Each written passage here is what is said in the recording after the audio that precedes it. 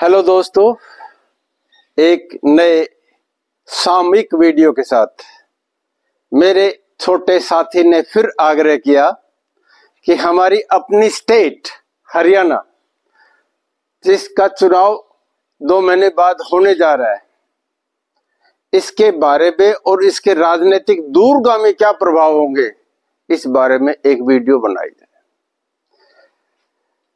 Friends, Haryana के बारे में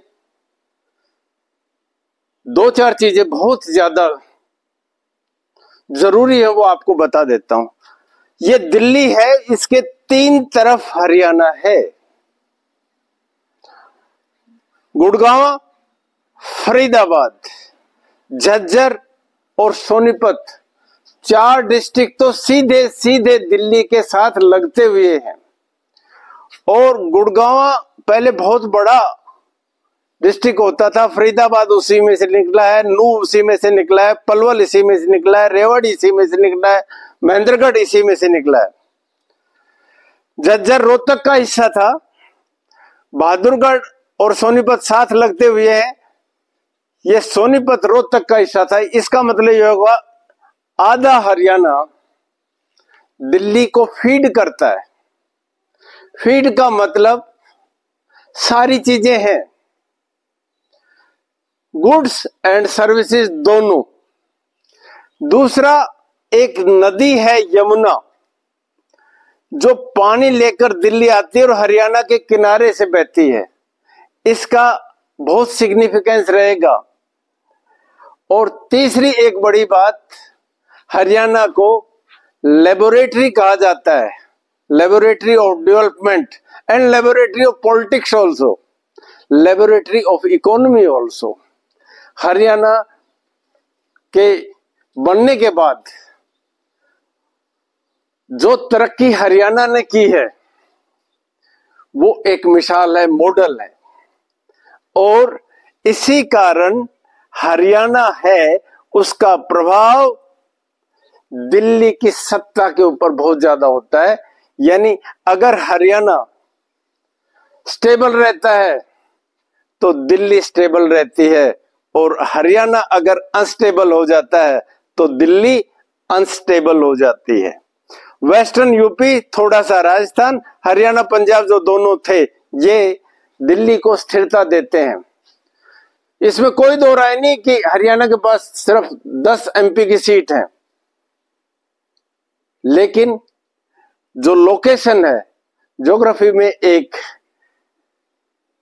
कोटेशन आती थी, location, site and situation affect the human behaviour, affect the economic activities and affect the political perspective. Location इतना important है हरियाणा का कि दिल्ली की गद्दी की स्थिरता इसके ऊपर निर्भर करती है। एक एक बिंदु लेकर हम आगे बढ़ेंगे। इसमें कोई दो राय नहीं, जो 2 महीने पहले चुनाव हुआ, उसका प्रभाव आने वाले चुनाव पर पड़ेगा। सीधा है, जब एक साथ वाले घर में पानी आता है तो उम्मीद हो जाती है कि दूसरे घर में भी पाइप से पानी आने वाला है। और एक झोपड़ी पे आग लग जाती है तो संभावना यह भी हो जाती है कि दूसरे घर में भी गर्मी जरूर जाएगी। इसको कहेंगे नियरेस्ट नेबर अफेक्ट, जो नजदीक होता है। डिफ्यूजन ऑफ इनोवेशन में भी यही होता है। लीस्ट स्क्वायर का सिद्धांत, मोंटे कार्लो का जो सिद्धांत था, वो भी यही है कि डिस्टेंस डिके फंक्शन, दिल्ली से जितना दूर होते जाते हैं तो दिल्ली का प्रभाव कम होता जाता है, और दिल्ली के जितने नजदीक होंगे उतना प्रभाव दिल्ली का रहेगा। इसी तरह जो इलाके दिल्ली के नजदीक हैं, उनका प्रभाव दिल्ली के ऊपर पड़ेगा। पिछले चुनाव में एनडीए सरकार ने 10 सीटों में से आधी सीटें खो दी, यानी हाफ कर दिया। और पिछले बार जो सरकार बनी थी, हरियाणा में 90 सीट है, लगभग 40 के आसपास बीजेपी अकेली ले गई थी, और जजपा के साथ मिलकर सरकार बनाई थी। और जजपा ये कहती थी ताले की चाबी हमारे पास है, यानी लॉक और की जिसको कहते हैं। अब अलग हो गई, चाबी अलग हो गई, ताला अलग हो गया। 1970 में राज कपूर ने एक फिल्म बनाई थी जिसमें गाना चलता था, हम और तुम एक कमरे में हो और चाबी खो जाए। सीधी बात है, चाबी कहीं चली गई, ताला कहीं चला गया। अब चाबी और ताला दोनों अलग अलग है। चाबी ताले बगैर अधूरी है और ताला चाबी के लिए अधूरी है। ये इसी तरह से है, एक के पास पजामा है, दूसरे के पास नाड़ा है। नाड़े बगैर पजामा क्या करेगा, पजामे बगैर नाड़ा क्या करेगा। दूसरी बात जो महत्वपूर्ण है इस समय, इमोशंस की। चुनाव इमोशंस पे लड़ा जाता है। चौधरी देवीलाल हरियाणा के मुख्यमंत्री रहे बड़े समय तक और डिप्टी प्राइम मिनिस्टर भी बने, प्राइम मिनिस्टर बनते बनते रह गए थे। उनकी एक कोटेशन हरियाणा में बड़ी चलती है कि अगर विकास पे ही चुनाव लड़ा जाता तो चौधरी बंसीलाल कभी हार ही नहीं सकते थे। इमोशंस पे भी चुनाव लड़ा जाता है। और श्रीमती इंदिरा गांधी उस जमाने में कहती थी, हर स्टेट के लिए मैं बंसीलाल कहां से लेकर आऊं। हरियाणा में विकास पुरुष अगर किसी को कहा जाता है तो चौधरी बंसीलाल को कहा जाता है। उस जमाने में हर गांव को सड़क, हर गांव को पीने का पानी, हर गांव को इलेक्ट्रिसिटी, हर घर को इलेक्ट्रिसिटी के साथ जोड़ना, सड़कों का, स्कूल का, यूनिवर्सिटी का जाल बिछा देना, ये चौधरी बंसीलाल का के दिमाग की एक उपज थी। और ये जो कैनाल का पानी है, हमारा जो बागड़ के साथ लगता हुआ इलाका है, ये पहुंचाने का काम जो आज अधूरा रह गया, SYL की सोच, ये चौधरी बंसीलाल के दिमाग की देन थी। सीधी सीधी बात है, चुनाव मुद्दों पे तो लड़ा जाएगा लेकिन इमोशंस पे भी लड़ा जाएगा। अब आती है, कौन सा सबसे बड़ा कारक है जो चुनाव को प्रभावित करता है, और आप सब समझ गए होंगे। सीधा एक सबसे बड़ा कारण है, वो कास्ट है, जाति है, कास्ट कॉम्बिनेशंस हैं, उस पर ही चुनाव लड़े जाते हैं। और छोटा चुनाव तो विशेष तौर से। जो आदमी अपने सगे भाई को 4 फुट रास्ते के लिए झगड़ा करता है, मुकदमा करता है, मारपीट करता है, वही आदमी जब वोट देने जाता है तो अपनी कास्ट के ऊपर वोट डालता है। हर कास्ट में अच्छे भी हैं, कुछ बुरे भी हैं। कास्ट ऐसा इंजेक्शन लगा हुआ है देश के आम मानव में, जिससे छुटकारा पाना बड़ा मुश्किल है। ये सच्चाई है, लेकिन फिर भी कॉम्बिनेशंस हैं, उनका ध्यान रखना पड़ेगा। इस समय एक काम सरकार ने किया है, कोई 6 महीने पहले, 10 चुनाव से पहले मुख्यमंत्री को बदल दिया। और इस समय धड़ाधड़ नौकरियों की एडवर्टीजमेंट भी आ रही है, पुराने थे उनको अपॉइंटमेंट भी मिल रहा है, घोषणाएं हो रही है, 2-2 हजार रुपए किसानों के खाते में पर एकड़ भी डाला जा रहा है। यानी धड़ाधड़ ऐसा लग रहा है जैसे बोरी खोल दी हो। लेकिन ये भी बात सच्ची है कि उस समय तक जो बहुत देर हो गई, जब किसान आंदोलन चल रहा था, उस समय सड़कों के ऊपर जो रुकावटें पैदा कर दी थी, अगर उस समय आंसू पोंछ लिए जाते तो अब ये जो सुविधाएं दी जा रहे हैं ये ज्यादा प्रभावशाली होती है। मुंशी प्रेमचंद की एक कहावत है, का बरखा जब फसल सुखानी, यानी उस वर्षा का क्या फायदा जब फसल सूख चुकी हो। ये सबसे मशहूर जो उनका नावल है उसमें से है। यानी आंसू पोंछने का काम उसी समय होना चाहिए जिस समय आंसू आया था। जब आंसू अपने आप भी सूख चुके हैं उस समय ढाढ़स वो प्रभाव नहीं करती। जैसे किसी का कोई बुरा समय आ गया और समय पर आप 12 दिन तक नहीं पहुंचे और उसके बाद 6 महीने बाद पूछने लग जाओगे मुझे तो पता ही नहीं लगा, तो इसका मतलब ये हो गया कि आप सिर्फ एक लीपा पोती कर रहे हैं। कुछ चीजें इसी समय घटित हुई हैं। जैसे स्पोर्ट्स का, हरियाणा का हर आदमी इमोशनल रूप से स्पोर्ट्स से जुड़ा हुआ है। ये एक दिन में स्पोर्ट्समैन तैयार नहीं हो जाता, जिंदगी गल जाती है, हड्डियां पिस जाती हैं, सारे संसाधन लग जाते हैं। विनीश फोगाट की वो बात हिला देती है कि हमारे घर में सिर्फ एक झंडा और घी, 2 चीज ही आपको मिलेंगी, यानी देशभक्ति और दूसरी तरफ सिर्फ खाने की चीजें। और ये इतना इमोशनल चीज हो गई, इसको समय रहते बहुत अच्छी तरह से सेट राइट कर देना चाहिए। और ये भी बात लोगों को नजर में आई है कि जहां से मेडल आते हैं, जेवलिन थ्रो में हो, चाहे शूटिंग में हो, चाहे कुश्ती में हो, वहां पर स्टेडियम क्यों नहीं बनते? स्पोर्ट्स का पैसा आप तुलनात्मक अध्ययन कर लें, हरियाणा और गुजरात में कितना कितना पैसा दिया गया है। एक खबर के अनुसार गुजरात का हरियाणा से 7 से 8 गुना ज्यादा बजट दिया हुआ है स्पोर्ट्स का, और मेडल हरियाणा लेके आता है। हरियाणा मेडल इसलिए लेता है, मैं प्रोफेसर मुनीश रजा जो वाइस चांसलर है दिल्ली यूनिवर्सिटी के, HOD थे ज्योग्राफी के, उनकी एक कहावत याद आती है मुझे, Haryana is a small but tall state. Haryana छोटा प्रदेश है लेकिन बहुत ऊंचा टॉल है। हरियाणा का कैमल टॉल है, लंबा है। बाजरा जवार हरियाणा का सब बेहतरीन है, बहुत टॉल होता है।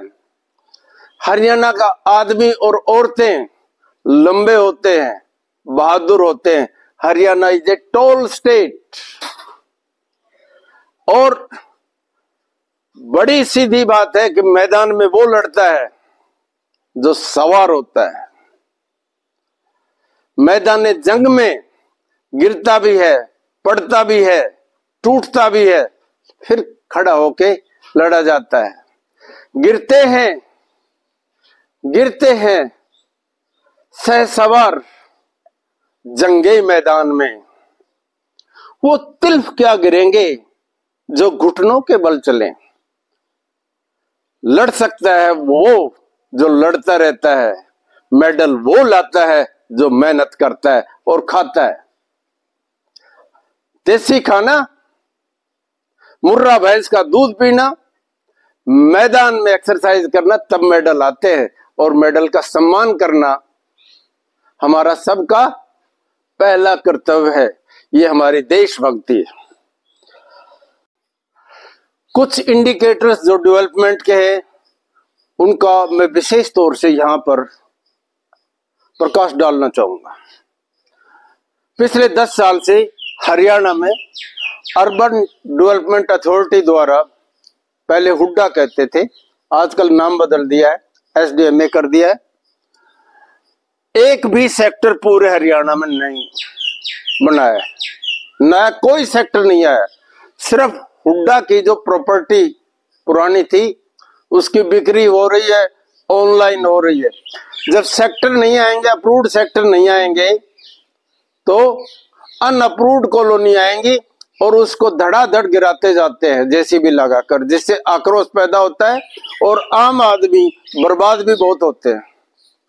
तुम 5 मिनट लगाते हो एक घर गिराने को, लोगों की जिंदगी गल जाती है। एक आशिया बनाने में। हाउसिंग बोर्ड की ना के बराबर कंस्ट्रक्शन हुई है। इसका मतलब अर्बन डेवलपमेंट के ऊपर सरकार की नजर जितनी होनी चाहिए थी वैसी नहीं है। प्राइवेट बिल्डर्स हैं वो बहुत सारे आ गए हैं, उठ गए हैं। ये कहा जाता था हरियाणा में जिसका हुड्डा में प्लॉट आ जाता है उसके घर से गुर्बत निकल जाती है। हुड्डा के प्लॉट आते ही नहीं है। दूसरी बात, एक बड़ी समस्या है और वो समस्या रोजगार की, और रोजगार पैदा होते हैं सबसे ज्यादा इंडस्ट्री में, और इंडस्ट्री के लिए चाहिए इंडस्ट्रियल पार्क। यानी अगर आपने इंडस्ट्रियल डेवलपमेंट करना है, अर्बनाइजेशन बढ़ाना है, पर कैपिटा इनकम बढ़ानी है, तो इंडस्ट्रियल मॉडल टाउनशिप हर डिस्ट्रिक्ट में बनानी पड़ेगी। महेंद्रगढ़ के पास एक इंडस्ट्रियल मॉडल टाउनशिप 5 साल हो गए अनाउंस किए हुए, अभी तक कुछ भी नहीं हुआ है। नारनौल के पास लॉजिस्टिक हब बनना था, थोड़ा बहुत काम हुआ है, अब तक डेवलप हो जाना चाहिए था, नहीं हुआ। और तो और जो बड़ी बात जिसकी अपेक्षा होती है वेलफेयर गवर्नमेंट से, सदूर नारनौल में जहां से सबसे ज्यादा सैनिक आते थे, हर चीज में आगे रहता है, वहां पर अभी तक किसी भी सरकार ने एक यूनिवर्सिटी, एक विश्वविद्यालय खोलने की सोची नहीं है। नारनौल में ना इंजीनियरिंग कॉलेज है और ना विश्वविद्यालय है। यूनिवर्सिटी और रीजनल इंजीनियरिंग कॉलेज की कब से बाढ़जोड़ है।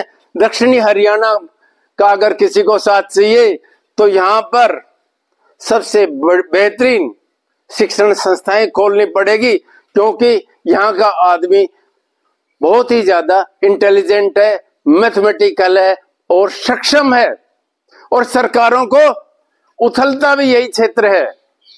ये क्षेत्र, इसको पेरिफेरी कहते हैं, शांत क्षेत्र रहता है, लेकिन डिसीजन मेकिंग में सबसे ज्यादा प्रभाव डालने वाला ये क्षेत्र है।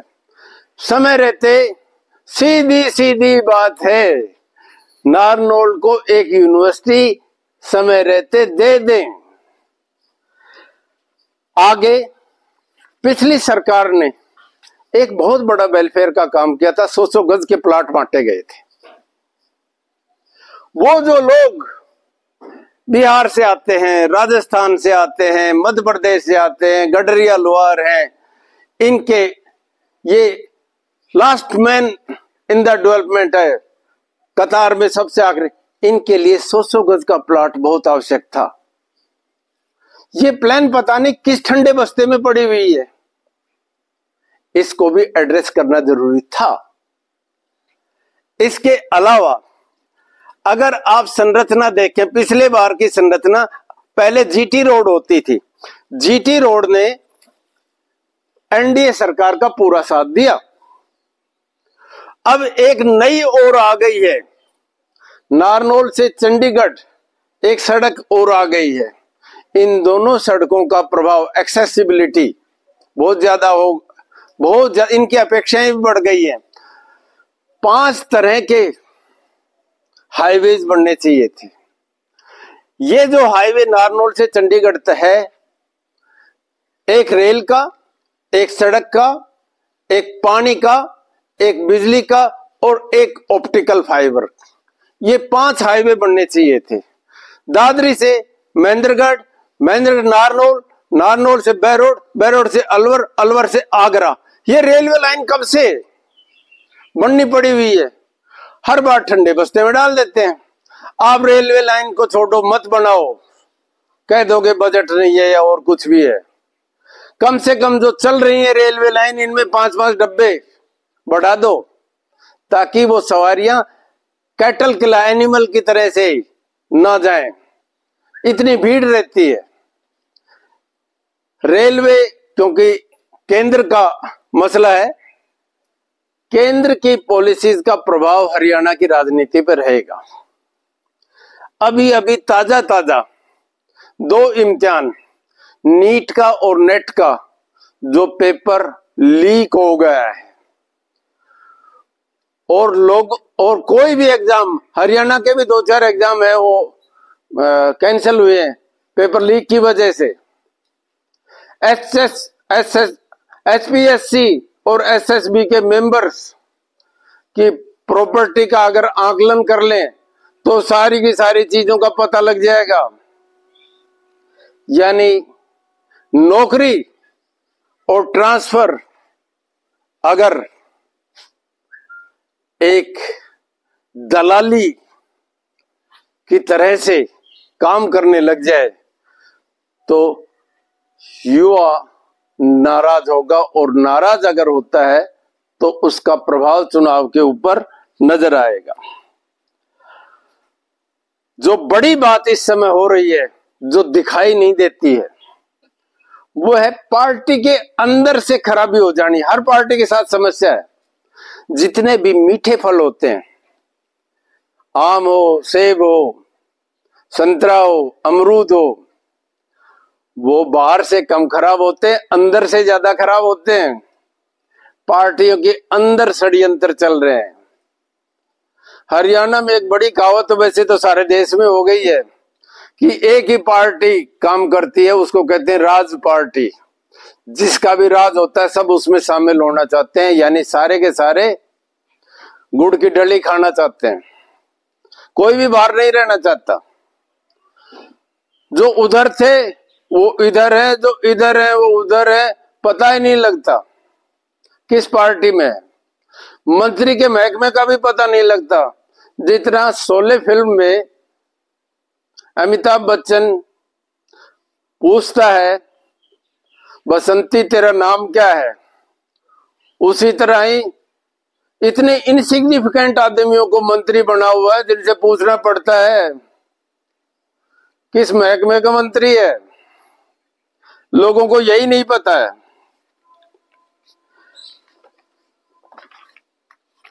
और जो चीजें आम आदमी को प्रभावित करती हैं, उन चीजों में सबसे जरूरी है corruption should remain under control, यानी भ्रष्टाचार कंट्रोल में रहना चाहिए। ये जो हफ्ता, ये जो मंथली, ये जो कट इसकी संस्कृति होती है ना, ये याद रखते हैं लोग। कोटपुतली से चंडीगढ़ तक सड़क बन गई थी 1.5 साल 2 साल में, लेकिन किला रोड से बस अड्डे तक नारनौल की सड़क 3 साल में भी नहीं बनी है। अभी तक एक्सीडेंट होने की संभावना सबसे ज्यादा होती है, और बीच का जो क्षेत्र है वो हमेशा एक बदबूदार पानी से भरा रहता है। क्या कारण है? इंदौर और सूरत सफाई में आगे निकल जाते हैं, हरियाणा का कोई शहर नहीं आता। स्वच्छ शहर are the engines of development. हमारे शहर साफ क्यों नहीं है, इसका जवाब देना चाहिए, देना भी पड़ेगा। एक छोटे छोटे काम है, सीवर के ढक्कन ही नहीं है, वो आम आदमी को परेशानियां देते हैं। एक और बड़ी बात है जो चुनाव को असर करेगी, वो है दिल्ली। थोड़े दिनों पहले पानी के लिए एक झगड़ा हो रहा था, आजकल पानी ज्यादा हो गया है। दिल्ली में एक पार्टी है आम आदमी पार्टी, और आम आदमी पार्टी का जो सर्वे सर्व है वो हरियाणा का है, और वो बंद है। उसके कुछ मंत्री बाहर आ गए हैं, वो हरियाणा में घूमने भी लग गए हैं। अगर वो इमोशनल कार्ड डालते हैं, सरकार चाहे बनाए या ना बनाए, लेकिन खेल बिगाड़ने का काम कर सकते हैं। जिस तरह से बेमेल अनहोली अलायंस कुछ हो गए हैं, इन लोग का गठबंधन मायावती की पार्टी के साथ, दूसरे हैं वो अपनी तरह से कोशिश कर रहे हैं, जज्बा पता नहीं कहां करेगी या नहीं करेगी। एनडीए और कांग्रेस है वो अपनी तरह से काम कर रही है। यानी दुकानें तो 4-5 तो जरूर खुल गई है। और कई बार ऐसा होता है बहुत बड़े शोरूम जो कांग्रेस के और बीजेपी के बने हुए हैं ना, उनके सामने कभी पटरी वाली रेडी वाले वो नुकसान ना पहुंचा दे, ये ध्यान रखना पड़ेगा। संसाधन होने से सब कुछ नहीं होता। एक जो बड़ी बात है, यहां फिर मैं आ जाता हूं, अनइक्वल और uneven distribution of resources influence. सारी जितनी भी सरकार है, पता नहीं क्या बात है, जो मुख्यमंत्री बनता है वही मठाधीश बन जाता है, उसका अपना एक शहर होता है, सारा का सारा पैसा वहां पंप होना शुरू हो जाता है। गुड़गांव अकेला हरियाणा की जो टोटल रेवेन्यू है उसका 60% देता है और पैसा दूसरी जगह चल जाता है। पिछली सरकार जो कांग्रेस थी उसमें ऊपर एक आक्षेप, खुला आक्षेप लगता था कि सारा का सारा पैसा रोहतक में जाके पंप हो जाता है, लग जाता है सारा का सारा पैसा। और नारनौल से दादरी तक जो सड़क थी वो इतनी टूटी पड़ी हुई थी कि बसें भी नहीं चल पाती थी। अटेली तक भी जाने के लिए पौना घंटा लग जाता था। यानी पैसा कहां जाता था। इसी तरह से इक्वल डिस्ट्रीब्यूशन इस सरकार के साथ पास भी नहीं हुआ। क्या कारण है? अभी तक मेडिकल कॉलेज में एडमिशन क्यों नहीं शुरू किया है? एम्स कुंड 9 साल हो गए हैं, अभी तक सिर्फ बाउंड्री हुई है। ये नालायकी रही है, और नालायकी केंद्र सरकार की तो थोड़ी बहुत है, हरियाणा सरकार की सबसे ज्यादा नालायकी है। अगर लोगों का आम विश्वास है वो सिस्टम के ऊपर है, वो सिस्टम अगर काम नहीं करता है तो विश्वास उठ जाता है। इसको कहते हैं इकबाल का गिर जाना। तो पिछले बार से ये देखना इस चुनाव में इस सरकार का इकबाल बचा है या इकबाल गिरा है। अगर गुड़गांव सोने के अंडे देने वाली मुर्गी है तो इसको दाना भी चाहिए। IIT, IIM, AIIMS, institute of science and technology, space technology के IT park, cyber park Gurgaon और इसके आसपास के क्षेत्र में क्यों नहीं खोले जाते? अगर यहां से पैसा आता है तो यहाँ इंफ्रास्ट्रक्चर पे पैसा भी होना चाहिए। और ये भी पता हमने किया है कि बाछौद में जो एयरपोर्ट बनना था, पैनल में नंबर 1 था, वो भी दूसरी जगह चला गया। कभी कोर्ट का सिंह का नाम लेते हैं, कभी और चला जाता है दूसरी। ये ऐसी चीजें छुप के नहीं रहती। क्या कारण है कि सिटी सेंटर गुड़गांव का आखिरी पिलर है, 15 साल हो गए, एक स्टेशन आगे मेट्रो नहीं बढ़ी है। ये भी लोग चुनाव के समय याद रखते हैं। मैं जो झोली झंडा उठा के चुनाव में घूमेंगे, और कुछ ऐसे भी नेता आएंगे जो 2 को 7 बताएंगे, झूठ भी खूब बोली जाएगी। और मुझे राजन की एक कविता की लाइनें याद आती हैं। आने वाले हैं शिकारी मेरे गांव में, आने वाले हैं मदारी मेरे गांव में, आने वाले हैं मवाली मेरे गांव में। यानी सीधे और शरीफ आदमियों को टिकटें दे, लफंगे, आवारा, गुंडे और एंटी सोशल एलिमेंट्स को सभी राजनीतिक पार्टियां ना तो शरण दें और ना कम से कम टिकट बिल्कुल नहीं दें, नहीं तो समाज को गंदा कर देती हैं। इस समय ऊंचे ऊंचे ख्वाब दिखाए जाएंगे। कुछ लोग दिन को भी रात बताएंगे, कुछ रात में भी रोशनी दिखाएंगे। कुछ ऐसे स्टार चमक के आएंगे जिनमें नेतृत्व का गुण है। विशेष तौर से इंडिपेंडेंट और छोटी पार्टियों में बड़े अच्छे नौजवान निखर के आते हैं चुनाव के समय, क्योंकि चुनाव एक बहुत बड़ी लेबोरेटरी होती है।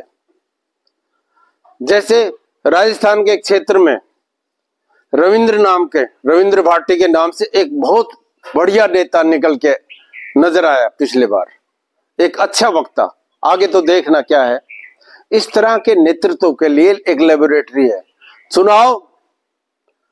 बहुत ही बड़ी प्रक्रिया है और हमको जिम्मेवारी के साथ कैंपेन भी करना चाहिए और वोट डालने जरूर जाना चाहिए।